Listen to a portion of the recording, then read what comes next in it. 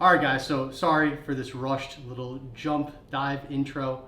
You guys aren't going to get to see this part, but I just spent the past 15 minutes trying to get myself together on this couch and get everything arranged and try to be centered and do a bunch of stuff, and I was overthinking it. But now we're diving into the video. We're going to get to talk to you guys right now about watches and wonders, all of the new releases, let you know what we think, let you know what we don't like, what we would have liked to see, and we're gonna get to talk about a few watches. So diving right into things, starting off with Rolex.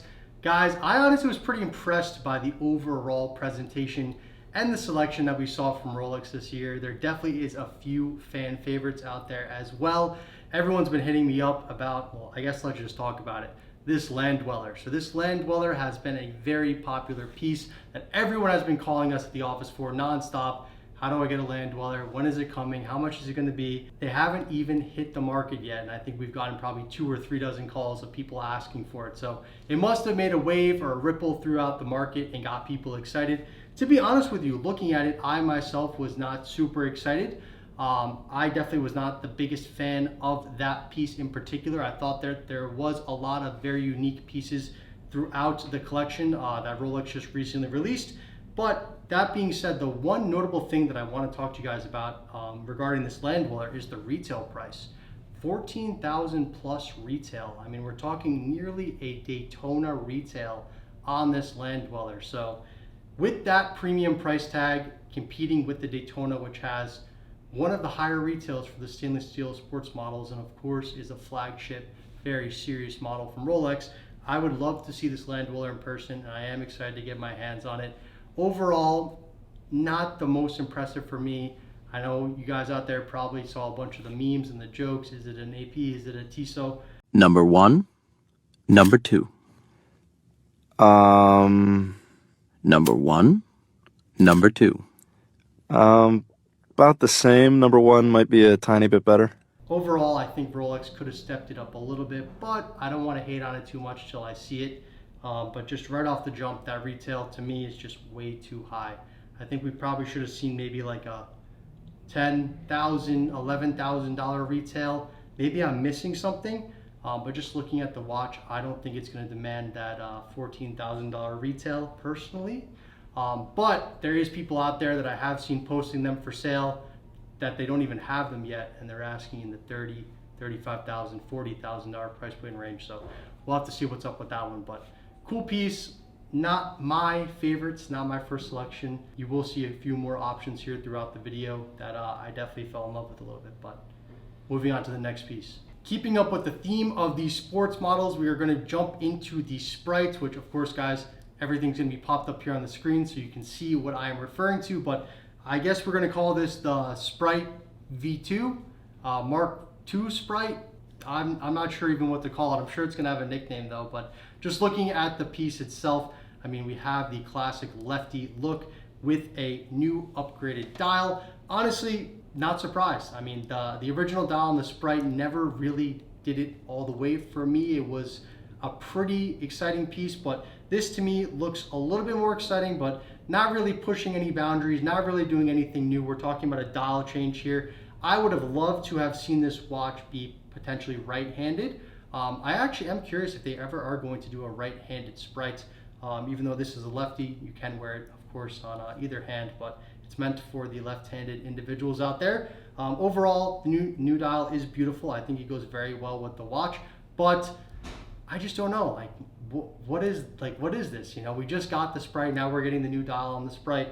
I'm a little bit confused about it in general. I'm sure some of you guys out there are confused as well. So let me know what you guys think down in the comments. Is this going to be a recurring theme with Rolex? Is this the version 2 Sprite? Version 3? There was a Mark 1, Mark 2, now this is Mark 3. I don't know. To me, maybe I'm missing something here, but it wasn't that super exciting for me. Now, next up for the easy part, or what we're going to call the speed run here to get through these Rolexes, there was a lot of pieces that I was pretty excited and happy about. Although we didn't see too much innovation or forward thinking or anything, you know, mind blowing like a perpetual calendar from Rolex, there was a lot of cool stuff that Rolex did, and I think that they did put in a lot of effort and thought into this new release. So overall, we're going to talk about a couple of these last ones here that are exciting. And starting off with that, we're going to be talking about the root beer. So this root beer with this new dial, I'm an absolute fan of. I think it's going to be absolutely beautiful in person. I hope that it is as beautiful as it is in the pictures online, which sometimes is hit or miss, but that root beer is absolutely stunning. Also, on top of that, a funky one, and I'm a huge fan of these funky watches, is going to be the yellow gold Daytona with the Tiffany blue dial and the ceramic bezel. Absolutely beautiful. Super excited to see it. I kind of wish that they did like a different color strap with it. Could we have seen like a leather or a croc? Could we have seen a white strap? Is there going to be a different color strap? We're not sure yet, but overall, really funky, cool watch. We also saw Rolex release a lot of these new beautiful dials for a lot of the ladies' pieces out there. Now, once again, not reinventing the wheel, not pushing too many boundaries, but we did get a nice selection of new ladies' colored dials for a lot of the smaller pieces. One of my personal favorites happens to be that beautiful yellow gold with the cherry dial, the RBR. Absolutely beautiful piece. It's very difficult to find that red dial from Rolex unless you go back to something like the cherry from back in the day, or you have the red OP. I'm excited to see a more polarizing color be used. And I'm excited to see that piece in person. I think it's going to be very, very big in probably Asia, India, Dubai. That red color is going to be very prominent, and I think a lot of people are going to like to pick that piece up. Probably won't see it so much in the US, but overall, beautiful piece. Happy to see all these new dials from Rolex. And speaking of new dials, we have to talk about one of the most, actually, definitely the most important piece that dropped from this release, unless they have something else up their sleeve, but we had to talk about this Sapphire Daytona. Now, I get to see a lot of watches, and I get to talk to a bunch of different collectors, and I've seen my fair share of very beautiful pieces, but that picture of the Sapphire Daytona in white gold, absolutely, I mean, it ruined the last part of my day yesterday. I could not stop looking at it. I was dying thinking about it. Can't believe how well of a job Rolex did with that watch. We saw some of the last out of catalog pieces like the red ruby TRU, but this blue to me is just absolutely stunning. I think the closest comparison to this watch is probably going to be the 5711P from Patek. What a showstopper watch. Dying to get my hands on it. Hopefully we'll be able to get one soon, but let us know down below, guys. What was your favorite Rolex? What would you wear? What would you cop, drop? What do you think about this Land Dweller? What's up with it, guys? You're going to pay $35,000 for it? Let us know down below. All right, so moving right along to one of our personal favorites here at the office, we have AP. So from AP, we saw this very conservative, low amount of piece drop, 3 total pieces, which I am quite grateful for. As you guys know, over the past couple years, AP has released quite a few different varieties and selections of APs. So I'm happy to see them dial it a little bit back, use that more conservative approach, and go back to some of their roots, which is going to be ceramic. So guys, AP is one of the first brands to be using this beautiful ceramic on a lot of their watches. Of course, you see Chanel, have ceramic, and you have the ceramic Rolex bezels, but something about an all ceramic AP is just beautiful. They're so fun to wear. They're durable, they're light. It's just a very beautiful watch. So from AP, we have the blue ceramic skeleton, which I got a little hint about a couple months ago that it was going to come out back in February. So when I didn't see it come out, I was like, wait, is it actually going to drop in Watches and Wonders? Now we see it. I'm going to have to see this piece in person. For sure, we're going to be picking one up. This is definitely going to be one of my favorites from the total Watches and Wonders release. I think it was definitely due. We need a little diversity in regards to the ceramics that AP were offering. The vast majority of the pieces being black ceramic, the white ceramic perpetual calendars there, and then the skeleton in white, super rare, but happy to see a blue piece in production. I do hope that this is a regular production piece. It probably will be limited to some degree, or numbered even, but I hope that it is a regular production piece and that they continue forward using some of these colored ceramics. I'd love to see a green, and that skeleton, I'm dying for it. Absolutely beautiful, but they should have used a white bridge. That's my only note, but we'll leave that there. I have to see it in person first. Next up, the brick and the offshore. I think we probably could have done with maybe just the offshore instead of the offshore on strap, maybe.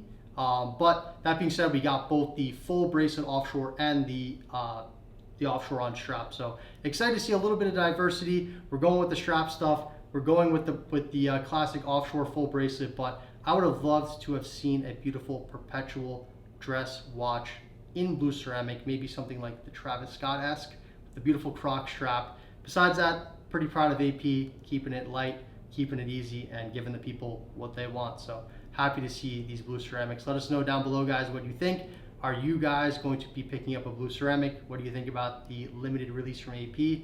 And would you take the APs, or do you like some of the Rolexes better? Next up, although these did not drop at Watches and Wonders, it's definitely something that we have to touch on and talk about because, wow. We have, of course, the 2 new RM releases, which will pop up here on the screen. These pieces to me are absolutely stunning. I am happy to have seen RM kind of go a little outside the box, push the boundaries, and do, of course, a fan favorite NTPT and a titanium variation. I'm curious if we're going to see the 6501 approach with these 2 new beauties. Are we going to be seeing multicolor NTPT? Are we going to be seeing rose gold, full rose gold carbon, whatever it may be? I hope that they do keep it a little bit more limited because to me, the launch of these pieces with Charles and Lewis, absolutely beautiful. I love that they brought out the drivers, got them to wear them, and use that as part of their marketing campaign, and they look great on wrist. So super happy to see them. Obviously very complicated, very sophisticated, and the only notable thing here that's very important to consider is those retail prices, because I saw a 1.3 and a 1.5 retail price behind these, which they're coming in under the Up One, which boasts a $2 million retail, but I think we could have toned these down just a little bit.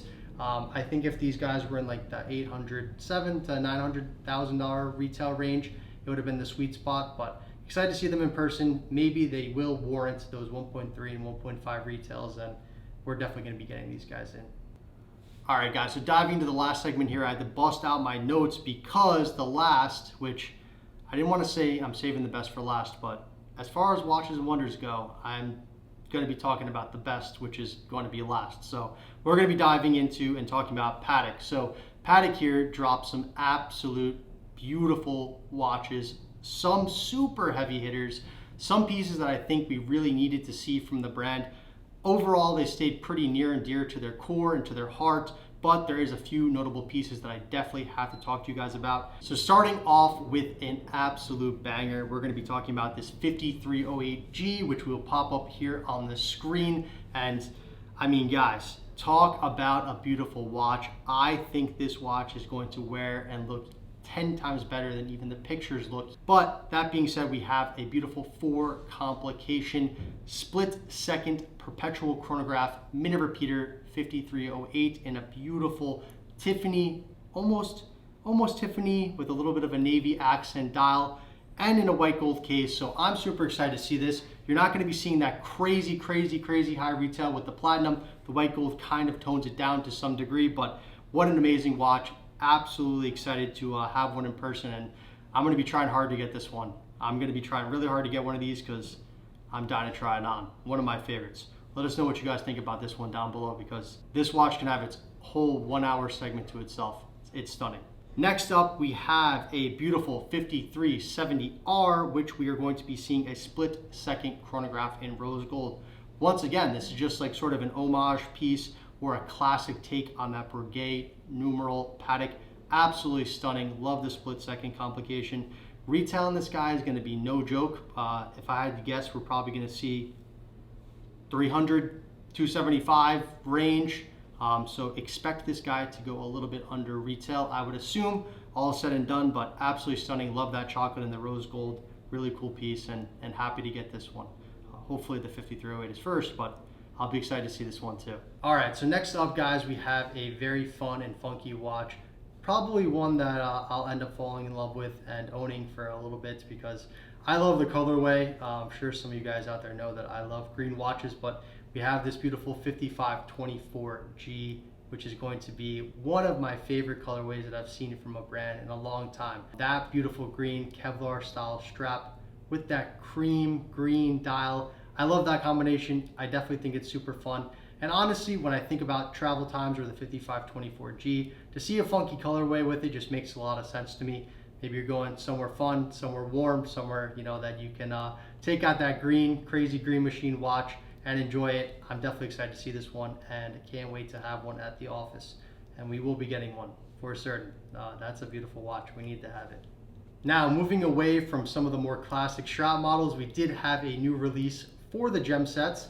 which is going to be that 5811/1460G, which is going to be the new take on the 5719. So for a long time, I have loved the 5719. I think it's an absolutely stunning watch.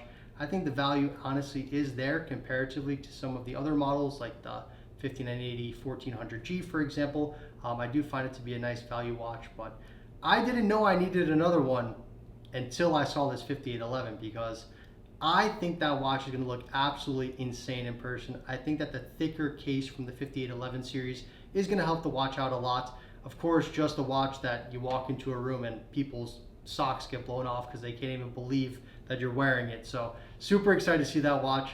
Happy to see Patek keep playing around with the gem set, staying near and dear to their original collection, and sort of upgrading that 5719. Not really pushing anything too crazy, but just giving us a little bit of an update, a new body style for the gem set 5719. Happy to see it, and shout out to Patek. You guys killed it with that one. That one's insane. All right, so next up and last, before we start talking about the elephant in the room, which we're gonna have to talk about, guys, and I think you guys know what's coming, but last up for the fun stuff, we're gonna be talking about the 7010s.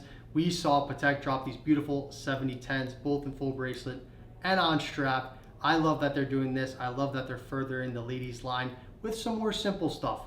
A lot of the women out there aren't going to be wearing the perpetuals with the diamonds. They want fun colorways. They want fun to wear stuff. They want something to match.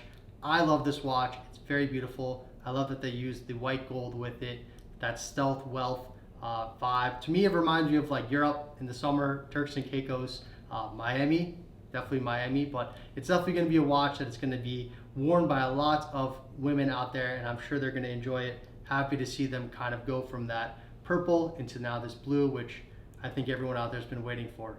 That baby blue on the 7010 looks great. So happy to see these guys, and I'm sure there's a lot of happy women out there that are waiting on it big time. So guys, moving on into the last part of this segment, which is going to be very important because we're going to be addressing one of the most concerning things that I've seen in quite some time. So as many of you guys know out there, we saw Patek drop some of these new cubitus a few months back. We saw the 5821, the 5822, etc. I was a hater, but I said, you know what, let me try them on, see how it goes. Tried the green one, the stainless steel, didn't get there. Was not super exciting for me. Then I tried the 5822 moon phase. I was a little excited. Size a little bit big, strap's cool, I like it. But then I thought, well, why would I wear this instead of a 5712? Started to kind of raise some red flags for me and give me some concerns. Then I said, you know what, it's a one-off, guys. Patek knows what they're doing. We're not going to see anything like this again. It's a novelty. But to my surprise, we saw the boys over at Patek double down. Not only did they doubled down and they sized down, because we have the 7128 in 40 millimeter. I don't know what's going on here. I'm not sure, but I'm just going to leave you guys with this question. What would Gerald Genta say? What would Gerald Genta say about the cubitus? Just want you guys to think about that for a little bit. Maybe I'm hating. Maybe I'm a hater. But for me, I'm not getting there with the 5821 or the 5822 and the 7128s. I don't know. I don't even think seeing them in person is going to do it for me. It's a little bit of Max Payne here when you're looking at them thinking about the original Nautilus. So maybe I'm wrong. Maybe this is going to be aging pretty bad, but overall, I was not happy to see the cube line sort of continue without some of the other Nautiluses or the original Nautilus look. I am curious to see where Patek is going with this, but we'll have to see. But guys, as always, let us know down below. What do you like? What are you rocking with? What are you going to be wearing yourselves? Who's calling their AD, asking for that special piece? What piece is it? Overall, for me, I definitely am excited to see that quadruple complication from Patek. I'm very excited to see the ladies pieces as well, which I think is going to be a nice match for that quadruple complication. And I'm very excited to see the blue ceramic skeleton. Overall, pretty pleased. I'm going to give it a 7.5 out of 10 overall for these 4 different brands at Watches and Wonders. Guys, my only constructive criticism out there, as always, is I would love to see some of these brands kind of push boundaries, do something new. Let's see a new complication. Let's see new materials. Let's see you go a little bit outside the box, push that R&D. Besides that, the changing of the dial and the sizing and stuff like that from a lot of these brands. I don't know. I'm struggling to get behind it, but maybe I will. Maybe I will. I'll have to let you guys know in the next video, hopefully with some of these new pieces. Thank you guys so much for watching as always, and let us know if you want to hear anything else.